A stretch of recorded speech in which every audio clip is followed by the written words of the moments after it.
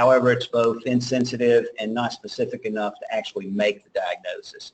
It might, however, help you guide in terms of whether you're going to do some other treatment or not, whether you're going to consider thrombolysis or to try to risk stratify the patient in this particular case. So if they come in positive, yes, they're going to be at higher risk. Depending on the other factors that you're weighing in, you may or may not, may or may not be enough to drive you towards lysis. Troponin is the same way. Again, it's not sensitive or specific enough for the diagnosis, but when it is elevated, it's a risk factor and a predictive of a greater mortality or death. About those with a moderate to large PE, maybe 30 to 50% of those patients will have an elevated troponin.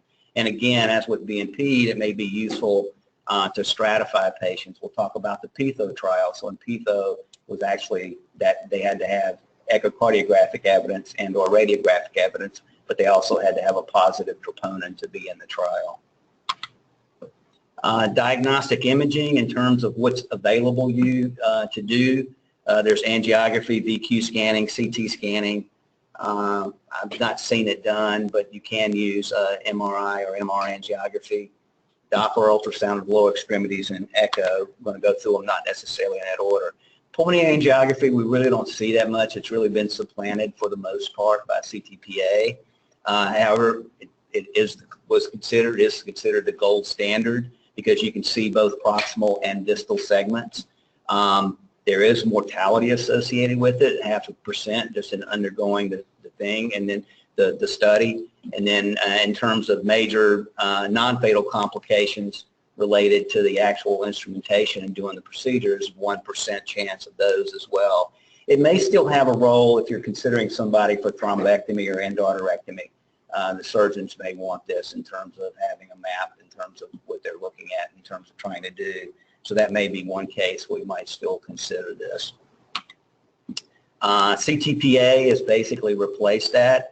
CTPA has got 92% sensitivity and 95% specificity overall when compared to angiography or a high prob versus a normal VQ scan. So pretty nice. The advantages are it's specific, it's available, it's rapid. You can diagnose other entities. So even if you rule it out, it may give you an idea of what's going on. The technology is always advancing, so the radiation dose is constantly going down, resolution is getting better. Disadvantage is reader expertise is required. I'll talk about this in a second, but we take for granted that we're going to get good reads here. But in the PIOPED study, there was actually pretty considerable reader variability in terms of these scans. So not all of us may end up in an academic setting where we have, that doesn't mean that somebody outside of that can't do a good job, but there can be a fair amount of variability. It's not portable, so the patient has to go there to get the study. It does require contrast, which is a problem for people with contrast allergies and for those with renal insufficiency. So it may not be available to everyone. So in the PIOPEDS 2 study, overall sensitivity was 83%, but it varied from 53 to 98%, which is a pretty good bit of variability. So that was a large multi-institutional study. Specificity overall was good, though. It's 90%. So the likelihood that a PE is absent in a patient with a negative CTPA does depend, though, on your pretest probability or your clinical suspicion. So if you have a low clinical suspicion, CTPA is negative, then it's 90%, 96% in terms of ruling it out, 89% for intermediate probability if your clinical suspicion is intermediate. But if you have a high clinical probability, a negative CT was good in about 60%. So 40% of the time you might be incorrect if you just rely just on the CTPA. CT angiography, again, questionable. However, if you do miss it, the significance of a PE missed by CTPA may be of questionable significance. So looking at this is a prospective study looking at 1,000 patients who had suspected PE and a 3-month follow-up with a negative CT scan. it was less than a 2% incidence of PE if they had a low intermediate with negative lower extremity Dopplers as well. 5% if there was a high clinical probability. So even though it's conceivable to miss it in someone that you have high clinical suspicion for, whether it's significant or not, it may not matter, I guess is what I'm saying. Anticoagulation can be safely withheld in those with a moderate to low clinical probability if they have a negative CT scan, and if you look at their legs, their DVT, no evidence of a DVT as well. Patients getting a CT from the ICU is not always a perfect situation as well. This study looked at 100 consecutive patients undergoing a CTPA, and 25% of them were non-diagnostic. Okay, so that was either due to motion artifact, bolus timing wasn't optimal, there may have been hardware artifacts as well. Reader agreement's good when the study is good, but it was poor when it was a low quality study. So that's often where we're sending the patients from, so just keep that in mind as well. So it would help to know the quality of the study as well, or the impression of the quality of the study by the radiologist. In terms of the VQ scan, primary advantages are that it's relatively non-invasive. It doesn't require IV contrast, and right now there's probably less radiation exposure. So it may be preferable in, say, a patient who's a pregnant patient, for example. The disadvantages, at least in our population, it's often limited by underlying lung disease or the patient's on the ventilator. So if in a patient that has bad emphysema, interstitial lung disease, or some other problems, they're acute heart failure and they've got pulmonary edema, it's going to be hard to get, it'll be difficult to get a normal VQ scan. So odds are that the likelihood of getting an indeterminate scan is going to go up. And for that reason, its diagnostic accuracy can turn out to be limited. Its utility is greatest when it's combined with clinical probability. And so it's really important to know your clinical probability, determine your clinical probability before you order the test, or as you're getting the test, not get the results of it and then decide what their clinical probability is, because that's not the way the studies were done. So in the original PIOPED study, this was VQ scans, 930 patients, 900 patients, of which 750 underwent pulmonary angiogram, which was considered the gold standard at the time. If you had a high probability scan and you had a high clinical suspicion, you effectively ruled the disease in. If you get a truly normal scan, then whether you have a high, intermediate, or low suspicion, you can effectively exclude the disease. Okay.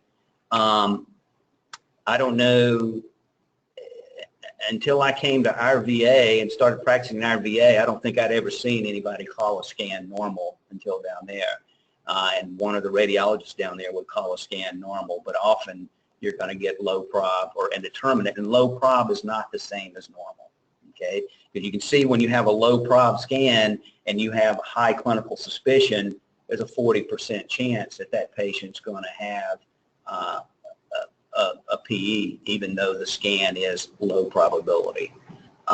So your clinical suspicion, you're going to have to weigh that in. And I think that in many cases, I try to say, okay, you should already be prepared. What if I get an indeterminate or low prob scan? What am I going to do with that data? Because in our population, there's a reasonable chance that's exactly what you're going to get. So you should already be thinking about how is that going to drive my management. If you're fortunate enough to get a normal scan or a high prob scan, then it becomes much easier to deal with. But I think you should be thinking about it because a good portion of scans are going to be indeterminate. Because high prob scans only identify about half of patients who have PE overall. Abnormal scans, 98% of patients with a PE are going to have an abnormal scan, but the abnormal scan could be low prob indeterminate, not just high prob. And about 60% of all VQ scans are going to be indeterminate. So you should, statistically, you should be sort of preparing for the likelihood of an indeterminate scan, and then what you're going to do if you get that. And that's going to be driven in great part by what your clinical suspicion is. However, a normal scan, if you do get it, rules it out. Low prob, again, you still have a chance of having a PE. So just be prepared to deal with that. Lower extremity Dopplers, don't forget about it. It's easy to do. We have, you can do it at the point of care if you're well trained to do that. We have people that are, or people that can teach you how to be well trained in it. It's sort of a gimme. If you see it, the treatment, if you make the diagnosis of the DVT, you're still going to be treated pretty much the same as you are the PE, unless they're hemodynamically compromised. They're still going to get anticoagulated. So that may be the easy way to make a diagnosis, especially if you're compromised in terms of what other testing you can do. So it's non-invasive. It's easy to perform. It is insensitive, though. Only about a third of patients with a PE or confirmed PE are going to have evidence of a DVT, so most patients won't have a positive lower extremity Doppler, but you can do serial exams. So if your clinical suspicion is low, that's low, and you do repeated exams and you don't find it, then you might be able to, it may drive you towards not anticoagulating a patient. Echo, again, it lacks sensitivity to diagnose a PE, although there are some findings that are going to steer you in that direction. But only about a third, 30 to 40% of patients with a PE are going to have abnormalities that are suggestive. However, it is useful in terms of risk stratification and prognosis, because if you have evidence of RV hypokinesis or dysfunction, you have a much higher mortality rate. Abnormalities include direct visualization of the thrombus, RV dilatation, RV hypokinesis. If it spares the apex, so-called McConnell sign, you might see septal bowing, the evidence of pulmonary hypertension. A PFO, I don't know, can you pick a PFO up without contrast? So most people, you won't be able to do that, but it might be worth checking the chart for, because it may drive what you do. I don't think most of us get a bubble study when we do the echo, and I know we don't do it for our point of care studies, but if a patient has a PFO, their risk of death, as I talked about earlier, is much higher. So it's 33% as maybe opposed to 14%, 15% overall. And there's a significantly higher incidence of ischemic stroke and arterial embolism. So basically, you get a paradoxical embolus, it's able to cross over to the arterial side. And in those patients that have it, they're more likely to have a complicated hospital course. So if you're looking at all the things that you take in to decide in terms of how aggressive you are or aren't going to be, it might be one of the things that you want to weigh in. And doing it immediately, it's probably not something we're going to do, but if you can check the chart just to see if they've had it, or it's been evidence because they've had a formal cardiac echo or something with the bubble study, it might be beneficial to know. I've never seen this done, but if it might be useful in a particular setting, and that's to do MR angiography. It allows you to potentially avoid iodinated contrast materials. So in somebody that has a contrast allergy, it might be an option. In terms of renal insufficiency, though, that advantage is offset by the risk of developing nephrogenic systemic fibrosis from the contrast from that contrast material. So in the patient with renal failure, it may not be an option, or renal insufficiency, but in the contrast, if they have a contrast diet, might be something to consider. It does have some limitations. For many of the patients that we see in a more critical environment, sending them to get an MR it has its own set of problems and potential complications that go in it. But it was looked at in the PIOPED-3 study.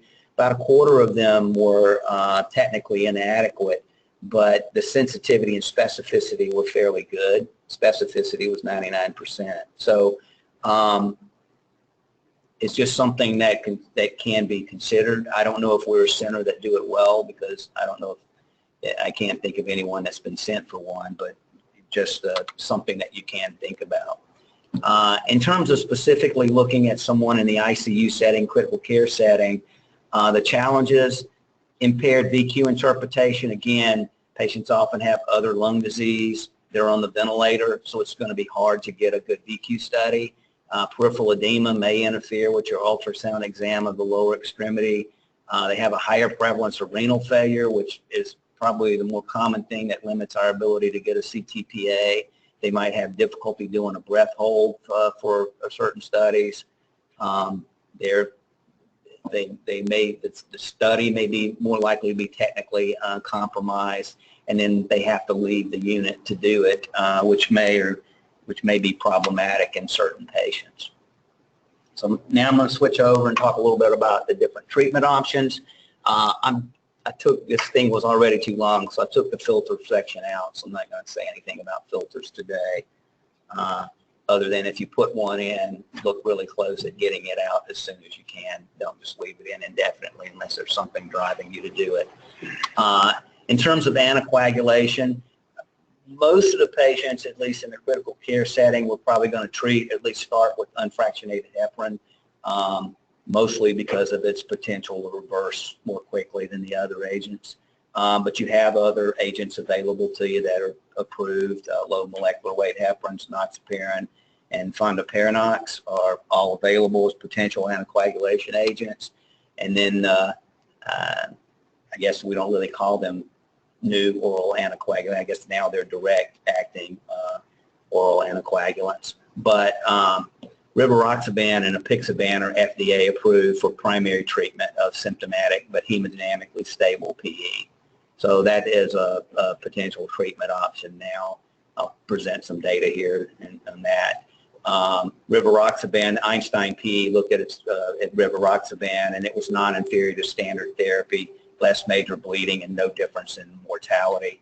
Apixaban was looked at in the Amplify study, so those are potential options as well. They appear to have a lower bleeding rate, maybe related to elderly and moderate renal impairment. Thrombolysis. So the advantage of thrombolysis is that it may accelerate the lysis of the emboli, which may be causing some hemodynamic compromise or be a cause of right heart strain. However, that comes at the increased risk of significant hemorrhage. You look at various studies, cumulative rate of bleeding with thrombolysis looks to be, it can vary, but maybe around 12-13%. In some registries and cohorts, it's been reported to be as high as 36%. The 14% following invasive diagnosis goes back to some older studies using angiography, but most of ours are going to be more of a non-invasive diagnosis, and about a 2% risk of having an intracranial or fatal hemorrhage, which has been as high as 4% in some registries and cohorts, so it's not insignificant. It's certainly indicated for massive PE. Only in a massive PE, so the patient is hemodynamically compromised, hypertensive. The only thing that you're really going to be able to do is save that patient is try to get rid of the clot. However, there are other relative indications: RV dysfunction, RV clot. If they have refractory hypoxemia, again, hemodynamic compromise is what we're going to see most often. But if they have refractory hypoxemia, that's problematic. Maybe something to consider. Substantial perfusion defects. We'll go over some of the studies. Some studies have looked at clot burden, but in general, classic definition, traditional definition of submassive, I guess, is based upon the hemodynamic effects or biomarkers, is not based necessarily on clot burden, but some studies have looked at clot burden and used that to look at, to stratify their patients. Extensive DVT. So in that case, I suppose if you have a person that has a lot of clot burden, maybe they've had one clot, and you're worried about whether the next one would, if they would do well, could they handle another one, and something like that may weigh in into your decision making.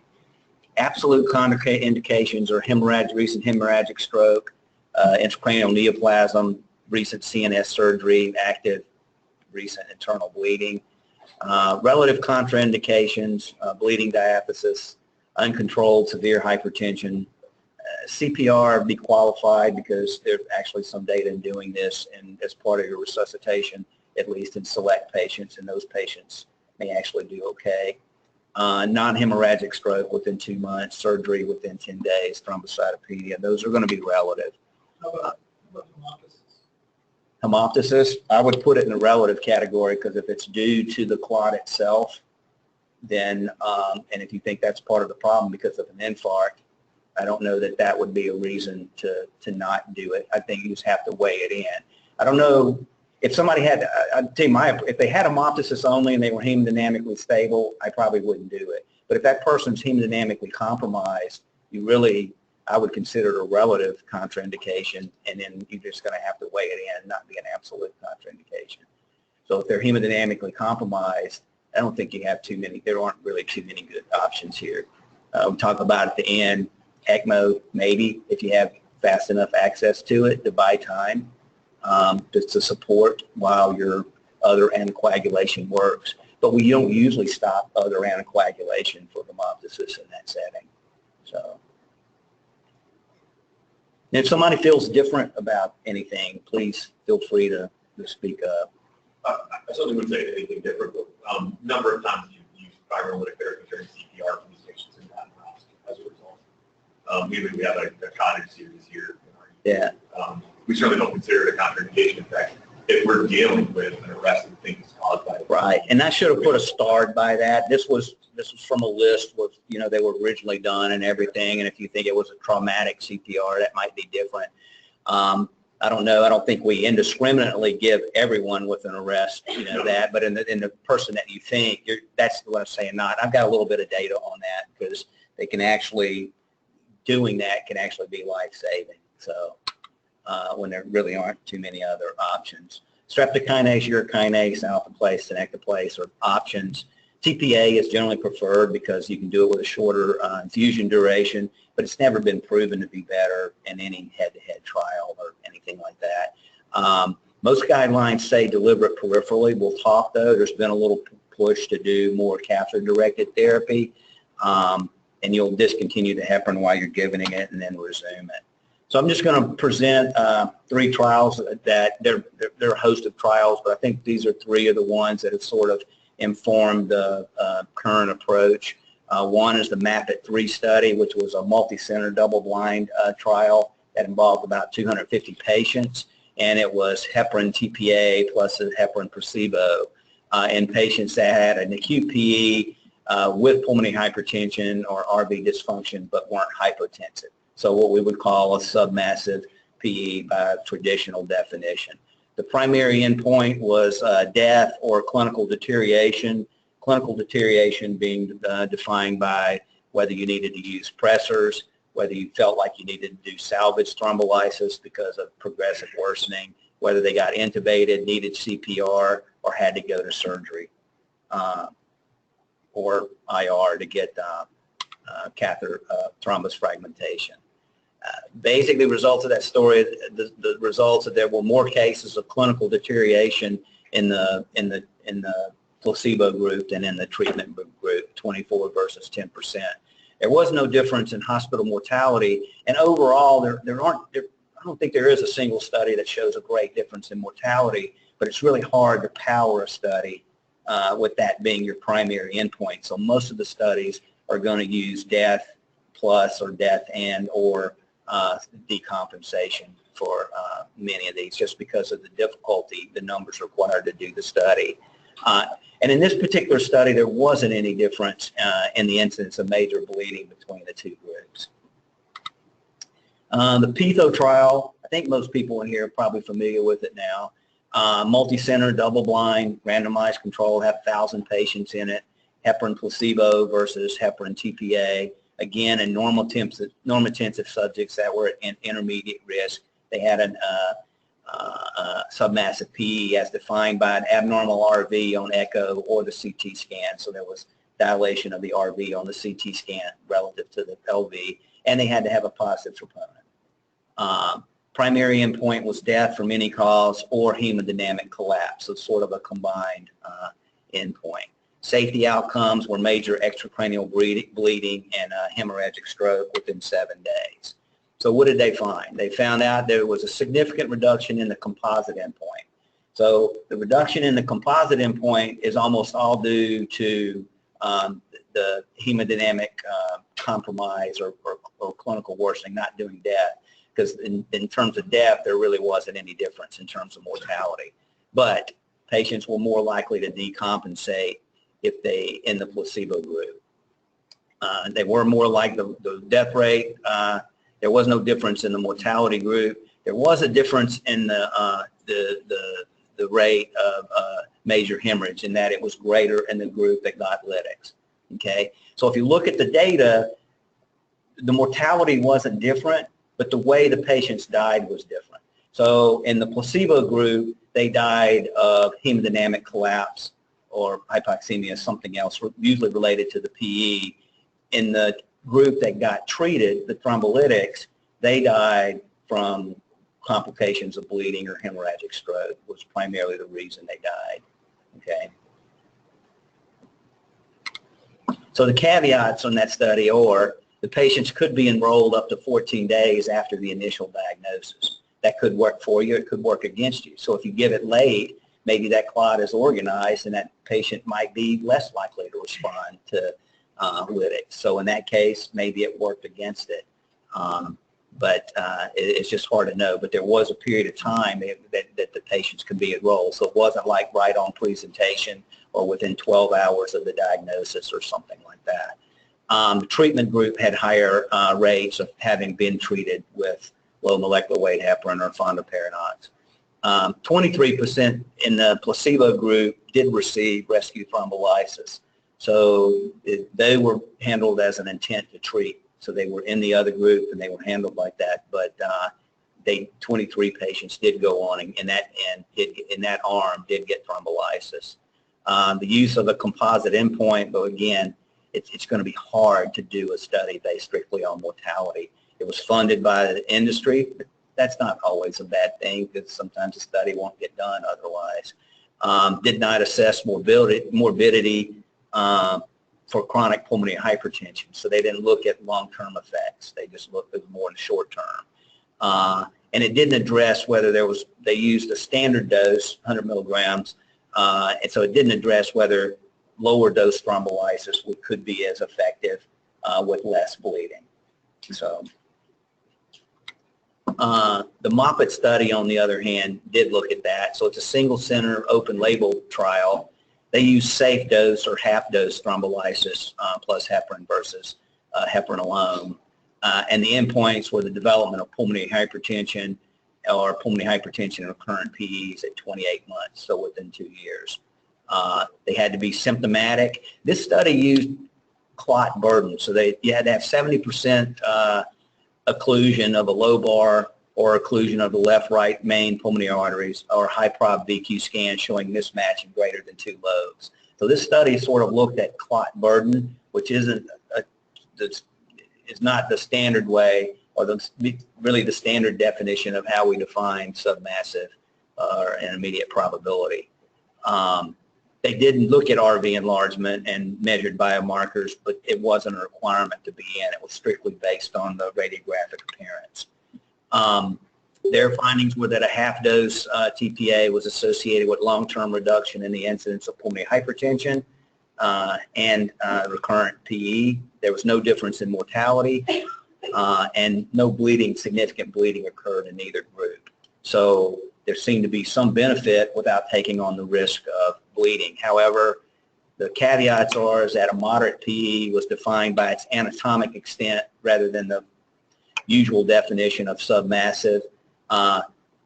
Based on the way they measured or calculated pulmonary artery pressure, which was a little bit different, their PA pressure measurements were about 10 millimeters of mercury higher than what most people would come up with, and their incidence of pulmonary hypertension was higher in their population was higher than what's seen in most previous studies. And then as a single center, small study, so it's subject to bias as well. But nonetheless, it shows potential safety of using and with benefit in using a lower dose. This was just I put this in because I thought it was interesting, and it may be one way to go. safe dose thrombolysis, so lower dose thrombolytics with rivaroxaban, so one of the direct acting oral anticoagulants. Single center, 100 patients. There's just one arm. The endpoint was bleeding, recurrent embolism, death, and PA pressure. So they had to have a symptomatic PE. They had to have radiographic confirmation. Again, it had to be of a certain extent, but they did include, they called severe PE by having a blood pressure less than 100. So what they did was they started the thrombolysis fraction and then gave the heparin, and then they gave them put them on rivaroxaban and looked at them from that point. So in terms of bleeding, there was none in the hospital. There was no recurrent embolus in the hospital, although some did occur in a couple patients, in some patients, 3 patients later on at 5 and 9 months, but 2 of those had cancer, and all of them were on Coumadin. There was no in-hospital mortality, but 2 died of cancer at a later time. PA pressure went down from 53 to 32 at 36 hours and was down at 30 6 months later. They ended up being in the hospital for 2 days. So one, it may be a way to treat PE in a little shorter course than what we typically do. Present that not because I'm saying we should do it, but I think it, in terms of a guide, it may be something to look at, and it may be something that becomes more common in the future. Again, it's a single center study, no blinding, potential for bias. So when you look at the studies in aggregate, what do they show? Again, if you look at this, there's really no one single study except for one where it doesn't cross the line in terms of mortality. But if you look at it in aggregate, if you look at these in aggregate in this meta-analysis, there is mortality is reduced by almost half. Okay. This is for both massive and submassive. These are all submassive, mostly submassive, yeah, related to that, not massive, because if go back, if it's massive, you're going to have more than 23 out of 1,000 patients, die. So yeah. However, with that benefit comes an increased risk of bleeding. Okay, so major, your risk for, you need to treat 59 people to save a life. The number needed to harm with regards to major bleeding is 18, 78 for stroke, for intracranial hemorrhage. So yes, you can give somebody a better survival advantage, but it comes with risk. And that's the part where you and or your attending are going to have to weigh those risks and decide, do that. There's a patient who looks perfectly, yes, they're normotensive, they're sitting up, they're talking to you, they don't look in any distress, but you do the echo and you see some evidence of RV dysfunction. Does that patient need it? Versus the patient who comes in and already has a bad LV from some prior existing disease, comes in and they're normotensive, but they just look sicker by whatever criteria. Are you going to treat that patient the same way? Are you going to weigh age in terms of whether you get the risk of bleeding seems to be higher with increased age.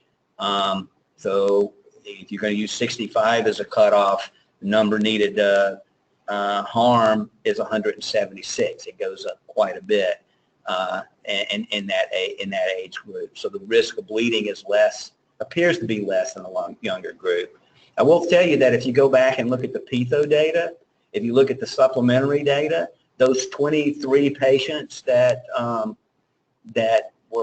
ended up getting TPA, of those 23, 4 had significant bleeding, and 3 of those were all under the age of 65. One was, they were 28, 44, and the other one may have been 60, something like that. So age is not going to be fully protective, but it's still, in terms of looking at overall risk when you're doing your risk assessment, it seems to be, it's going to be greater in an older patient. I guess the hot thing that we're all looking at now is catheter-directed thrombolysis. These are some of the studies that have come out looking at that. So usually, most all of these studies involve ultrasound-assisted catheter-directed therapy. So the idea is that you're going to apply ultrasonic energy that's going to help mechanically fragment the clot, open it up, expose it more, and allow the drug to have it maybe potentially enhance the lytic properties of the drug. In animals, that looks great, and it works great. It's not clear whether it's going to be that important, or at least to me, it's not how important is it. This is from the PERFECT trial. So that's this trial right here, 100 patients. It's just a single control treatment arm looking at that. But in the PERFECT trial, when they looked at whether they all got catheter-directed therapy, but when they looked at ultrasound assisted versus standard, there was no difference in the outcomes. So adding ultrasound didn't seem to do very much. And if you look at it from a conceptual standpoint, it makes sense if you could apply the energy in a focused way to the clot. But many of these clots are going to be, many of the clots that we treat are going to be more peripheral, and they're often going to be bilateral. So whether the ultrasound is necessary or actually adds anything to it, I don't really know. There's certainly a lot of press. We do it. It's done here. But, you know, I just don't know. And then the other question is whether catheter-directed therapy is even needed to get the benefit. So this goes back, this study, if you look at most guidelines, they'll, in terms of when you do give lytics, it will tell you that you don't need to do it, just give it peripherally, because you'll get the benefit of it peripherally. And that goes back to this study from 1988, and they looked at peripheral versus given directly through the catheter, and there was no difference in the outcomes. Okay, so this is looking at the drop in pulmonary artery pressure. There was no difference in mortality either in that group. So conventional wisdom has been that you can give it. So to me, the questions are, is it, with ultrasound assisted, does the ultrasound add anything? Is it the first pass effect that you're giving the drug directly to the clot or in closer proximity to the clot, which may or may not be the case in terms of how rapidly it's diluted when you inject it into the pulmonary circulation? These data would suggest maybe not. And then it's the systemic effects, and maybe we just don't know what the bottom end of TPA is. And so these all give a much lower dose. These studies here give a much lower dose, and that may be where a lot of the benefit comes from. Only the Ultima study, this is the only one that is randomized of these studies, and it's not randomized against peripheral versus catheter-directed lysis. It's randomized against catheter-directed lysis versus heparin only. So there's really not that head-to-head trial in terms of these data, in terms of that. If you look at the guidelines right now, the ACCP guidelines that came out last year, most patients with acute pulmonary embolism not associated with hypotension, systemically administered thrombolytic therapy is recommended against. So the ACCP guidelines are basically to watch, observe, and if they start to deteriorate, then consider it. But there may be some factors that drive you to do it earlier. The British Thoracic Society guidelines are the same. Do not offer pharmacological systemic thrombolytic therapy to patients with PE and hemodynamic stability with or without RV dysfunction. So it's changing a little bit. I don't know whether catheter-directed therapy will do that. In terms of other options, embolectomy, which is you can remove the embolus by catheter surgery. Only small case series are available. There aren't going to be too many comparative randomized trials of this. Catheter embolectomy, in other words, IR or cardiology could do, which is the rheolytic embolectomy catheter, the angiojet, or a rotating catheter fragmentation. Mortality can be fairly high with that, but probably if you're doing that, you're already in a setting where you think the mortality is fairly high to begin with. And then surgical, certain institutions can do this. Originally, it was high mortality, but at centers that do a fair amount of this, it's down to around 10% or so. So that'd be something else to consider. In terms of your algorithms, you perform your initial assessment to stratify its risk. Are they in a high-risk category, intermediate, or low? You perform your diagnostic assessment based on that, and then you're going to treat them accordingly. So that strategy should depend on your initial clinical assessment. Again, you should do your probability up front. Am I highly concerned about a PE, or is it just something in the differential? Traditionally, severity of PE is understood in terms of its early PE-related death, which is based on clot size, not so much the overall burden of clot. But again, some trials, based on using its inclusion, you might be able to extrapolate that maybe that's something that should be considered. If it's a suspected high risk or if it's massive, then you will probably use a simpler strategy, just get a CT or even just an echo if there's not time to get a CT and base it on that. But again, your pretest probability is requisite to interpret your test appropriately. And then using non-validated diagnostic strategies lead to worse outcome. In other words, each time you just kind of do like that and go, okay, yeah, he looks sick to me or not sick. You're going to have worse outcomes than using a standard strategy. And in some places now there's I guess a PE team to look at these types of things. Brief minute about resuscitation. Basically, the primary goal in massive PE is to reverse the cause, which is to try to lyse or remove the clot. It's the only evidence-based intervention that's shown to improve mortality, and that's even the data in terms of large numbers is not really there, but conceptually it's going to be what we do. So you want to quickly identify where there are any contraindications to thrombolysis. Try something alternative if there is, but otherwise in that particular setting you're going to generally use lytics. In terms of resuscitating with fluids, you need to be cautious. Some CVP elevation may improve RV filling and help cardiac output, but patients with RV dilatation probably already have high filling pressure, and expanding it further may not do them any benefit and may actually make it worse. You increase wall stress, increase ischemia, increase the dysfunction and the hypotension, subsequent hypotension. So you need to be really careful about pouring fluids to these patients. They need enough and really not much more. In terms of vasopressors or inotropes, consider it early to support blood pressure. There's not a lot of data showing that one pressor is going to be better than the other, but conceptually norepinephrine should cause less tachycardia, and tachycardia may be bad in this particular situation. So I think most will use norepinephrine. Epinephrine has the advantage, may be a little bit stronger inotrope and may cause some pulmonary vasodilation. Dobutamine increases contractility, but it can cause some mild vasodilation. But if they're already hypotensive, you need to be careful, especially at lower doses, because you just may make the hypotension worse. In terms of, this is one setting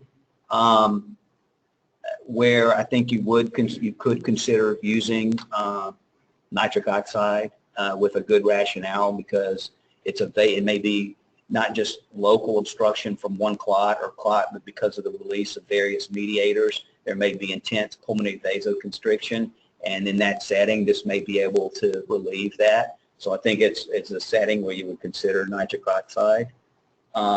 In terms of intubating these patients, you need to be really cautious. Do it if you have to, and if you are going to intubate, you probably should go ahead and put them on pressors beforehand, anticipating that their blood pressure is going to tank when you do intubate them. Again, they die from hemodynamic collapse more so than failure to oxygenate. So if you can get by without intubating them, you should try to do so. Salvage thrombolysis, which we talked about a minute ago. About 35 to 38% what's been reported of PE patients that receive thrombolysis during CPR survive the discharge. So that is one setting. If you're going to do it, I think you should commit to it. And it's not just you give it, wait 5 minutes, and then go, okay, well, let's call this kind of thing. I mean, you give it time to work and commit to it a little bit. The benefit seems to be related to early use in the code rather than later use in the code. So if the patient already has the diagnosis and they're having a PEA arrest, then you may want to act fairly early in the course as opposed to just somebody who has one out of the blue with really nothing to suggest that diagnosis over any other. There's not a lot on using ECMO for massive PE in terms of larger trials, but there's a lot of case data, small series that have been reported. This was a review that put some of those in.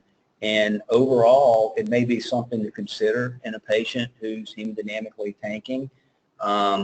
If it can be done quickly enough, the aggregate number 66, of which 65% survived when they got ECMO, whether it was used to support surgical intervention or medical thrombolysis, whether so that it may play a role in there and something to consider also.